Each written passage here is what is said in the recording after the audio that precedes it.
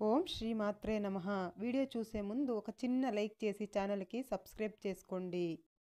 వాస్తుశాస్త్రం ప్రకారం ఇల్లు నిర్మాణం ఎలా ఉండాలి? ఇంటి గదులు ఏ ప్రదేశంలో ఉండాలి?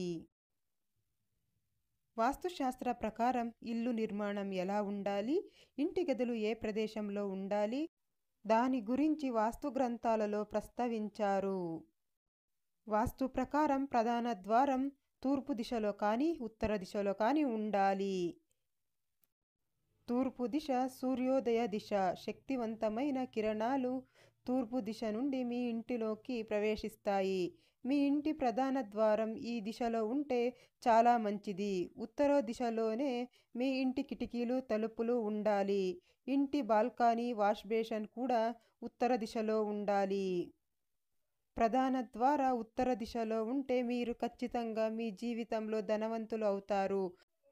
ఇక అదృష్టం కలిసి రావాలంటే ఈశాన్య భాగంలో బరువులు పెట్టకూడదు. ఈశాన్యంలో బరువులు పెడితే మీ జీవితమే భారంగా మారిపోతుంది.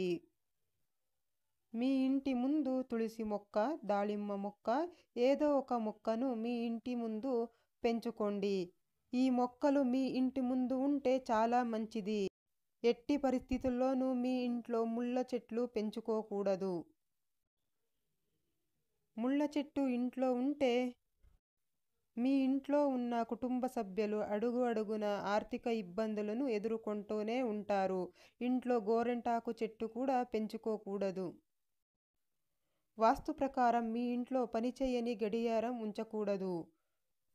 మీ ఇంట్లోకి నెగిటివ్ ఎనర్జీ వస్తుంది. అలాగే మీ ఇంట్లో విరిగిన వస్తువులు ఉంటే మీ ఇంటికి వాస్తు దోషం వస్తుంది.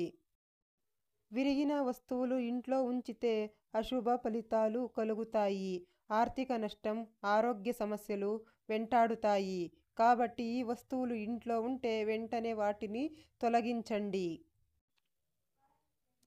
చదువుకునే పిల్లలు గదిలో సరస్వతీదేవి ఫోటో పెట్టుకోవడం చాలా మంచిది. ఆర్థిక ఇబ్బందుల నుండి బయటపడడం కోసం ఇంటికి తెచ్చుకోవాల్సిన ముఖ్యమైన వస్తువులలో నెమలికలు ఒకటి. మీ ఇంట్లోని పూజ గదిలో నెమలికలు పెట్టుకుంటే మీ ఇంట్లో లక్ష్మీదేవి నివసిస్తుంది. అలాగే పసుపు కలిపిన అక్షంతలు పూజ గదిలో ఉంచితే లక్ష్మీదేవి ఉంటుంది. పూజ గదిలో అక్షంతలు ఉంచడం వల్ల మీ ఇంట్లో సిరి సంపదలకు లోటు ఉండదు. పూజ గదిలో గోమాత ఫోటో ఉంటే సకల దేవతలు మీ ఇంట్లో ఉన్నట్టే. గోమాత అనుగ్రహం వల్ల మీ ఇంట్లో ఐశ్వర్యం ఇస్తుంది. మీ ఇంటి ఈశాన్య మూలలో పసుపు నీళ్లు చల్లండి.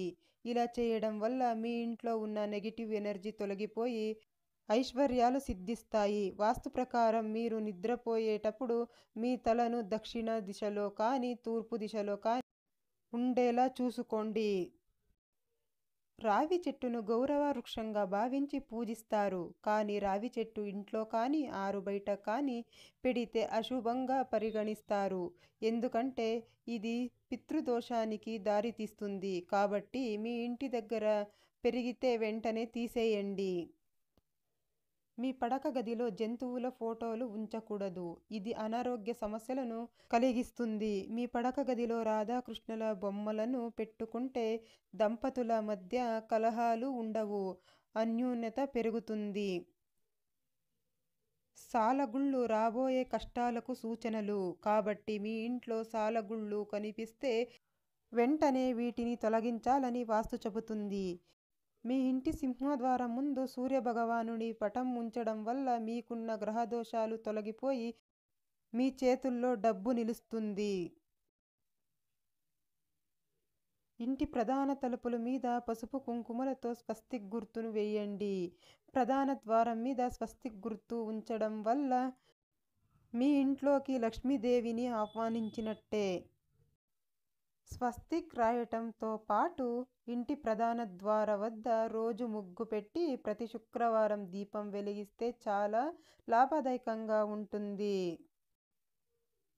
బాత్రూమ్ పశ్చిమ దిశలో ఉండాలి. వంటగది మరియు బాత్రూమ్ ఒకదానికి ఒకటి దగ్గరగా ఉండకూడదని గుర్తుంచుకోండి. వాస్తు ప్రకారం సూర్యాస్తమయం తర్వాత ఇంటిని ఊడవకూడదు. ఎందుకంటే సాయంత్రం సమయంలోనే లక్ష్మీదేవి ఇంటికి వచ్చే సమయం కాబట్టి ఈ సమయంలో ఇంటిని ఊడిస్తే లక్ష్మీదేవి ఇంట్లోకి ప్రవేశించదు. కొంతమంది పాత న్యూస్ పేపర్లను ఇంట్లోనే ఉంచుకుంటూ ఉంటారు. వాస్తుశాస్త్రం ప్రకారం పాత న్యూస్ పేపర్లు మీ ఇంటికి దుష్టశక్తులను ఆహ్వానిస్తాయి. ఎందుకంటే దుమ్ము, ధూళి వాటిపై పేరుకుపోతాయి. మీ కుటుంబంలో ప్రతికూల భావోద్వేగాలను, అసమానతను సృష్టిస్తుంది.